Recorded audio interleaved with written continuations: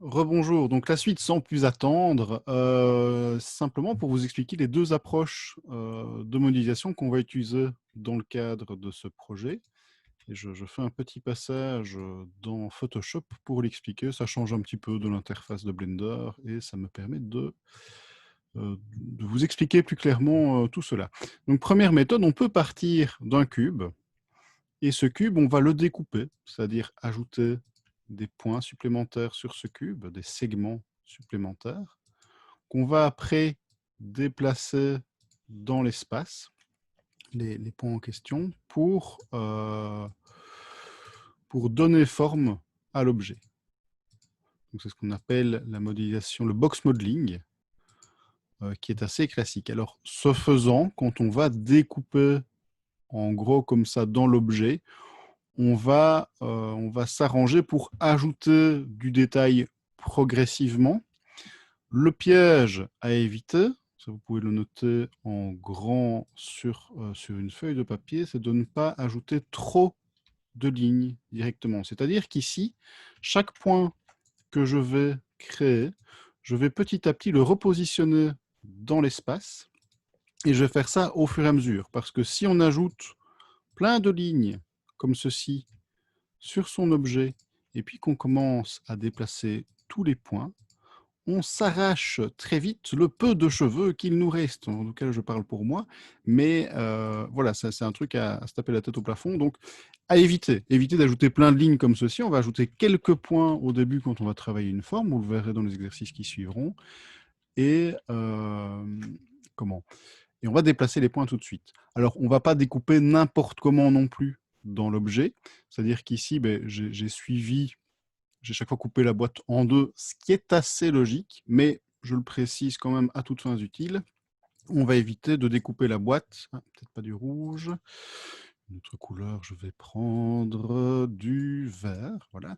On va éviter de couper la boîte comme ça.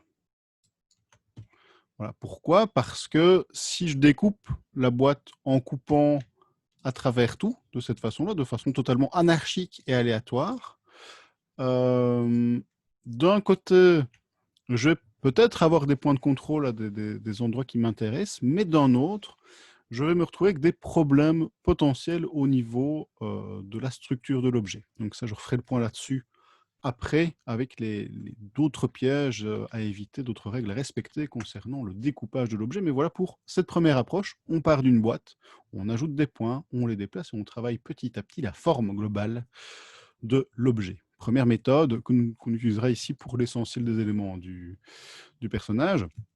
Autre méthode, c'est la méthode dite de l'extrude edge, c'est-à-dire qu'on va, dans l'interface, que ce soit Blender, Max ou Maya, c'est pareil, on va prendre un segment, on va l'extruder, et on va venir comme ça construire petit à petit des bandelettes de polygones pour recréer l'objet, recréer une surface sur l'objet. Ça peut s'utiliser dans d'autres softs, hein, que ce soit ZBrush ou 3D Coat, où l'on va directement créer des polygones, créer des faces sur une structure qui aurait été sculptée au préalable, ou bien travailler dans l'espace 3D, c'est ce qu'on fera ici.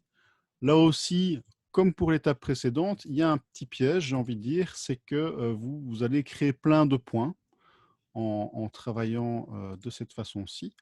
Et comme pour le box modeling, il faudra replacer ces nouveaux points que j'ajoute ici en rouge au fur et à mesure, et pas attendre d'avoir tout un super dessin de face, et puis devoir déplacer tous les points en vue de profil ou en vue perspective, ça va être plus compliqué qu'autre chose. Donc l'idée, c'est vraiment, dans les deux cas, d'ajouter du détail petit à petit, de bien structurer ce détail et de directement repositionner les points en X, en Y et en Z.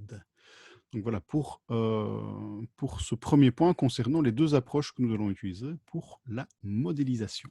À bientôt.